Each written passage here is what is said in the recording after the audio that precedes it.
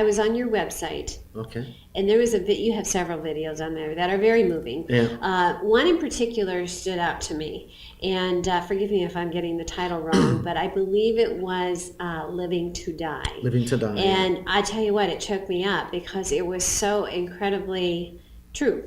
Can you share with our viewers basically what is the video about and why did you put it there?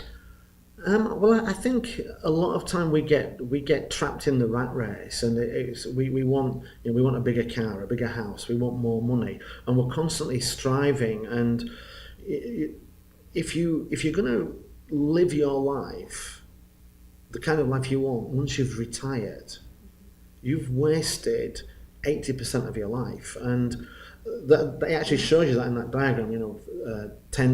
0 to 18 Yes. is our school days, Right. and then 18 to 65 is our working career, and then 65 for men, retirement to whenever you die. And what's the average age of men at death? 71, 72.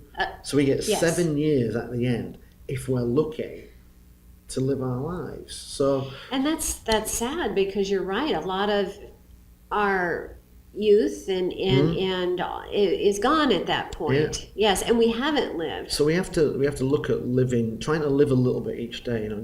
It's great to have a fantastic career, but you can't see your kids playing little league once you've retired, No. because they're now working with their children. And Right. and on that line, there was a great post I saw today and it was one of Steve Jobs when he was in the cancer ward towards the end. I read his autobiography. I'll tell you, it was moving. Yeah, and he It said at the was. end, wasn't he? I'm one of the richest men in the world, and yet I have nothing.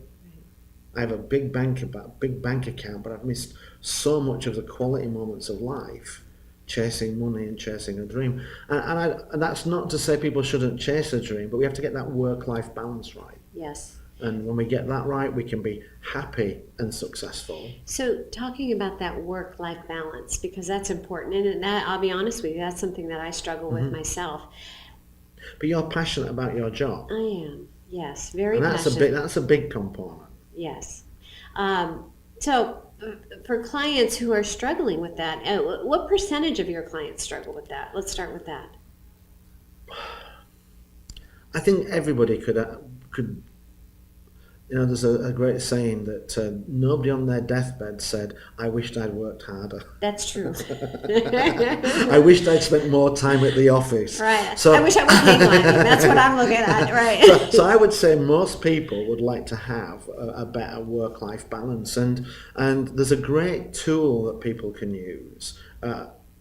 One of a number of tools, but there's a great tool, and it's called the MCCL model, and it's managing, clienting, coaching, and leading. And if you're in a management position, you should look and see what percentage of your time you spend managing, what percent you spend coaching, what percent you spend clienting, so networking, and then what percentage you work leading. And what I find is when you deal with people, they're spending 70 to 80% of their time in managing. Okay. And the reason they're spending their time in managing is because they're not doing enough leading. Oh, that's And interesting. the more you lead, Yes. so leadership is about telling people where to go, making sure they've got the tools to do it, that they understand, that they're inspired, and that they believe in success.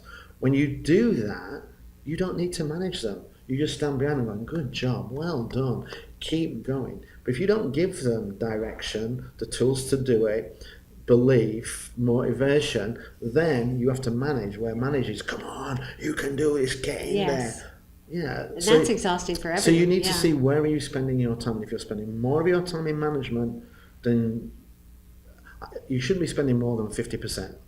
If you're spending more than 50%, you are not doing enough leading. So do the leading, because leading's about making sure, it's about taking care of tomorrow so you don't have to worry about today. That's good. And we spend too much time worrying about today. So take care of tomorrow, and then what you do is and that might be 30% of your time. Then you can spend the time coaching and clienting, extending your network, getting more resources available, coaching people to do a better job, rather than having to push the boulder up the hill. Because when you're doing that, it's stressful for the people involved, Right. and it's stressful for you.